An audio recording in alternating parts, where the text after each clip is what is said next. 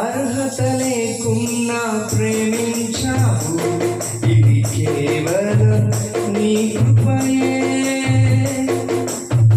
యోగ్యత లేకున్నా హెచ్చించావు, ఇది కేవలం నీ కృపయే.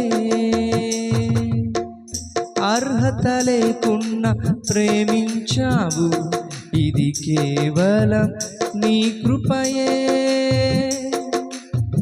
యోగ్యత లేకున్నా హెచ్చించావు, ఇది కేవలం నీ కృపయే.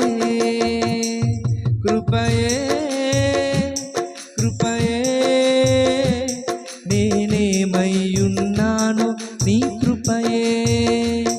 కృపయే కృపయే నే బ్రతికియున్నానంటే కృపయే.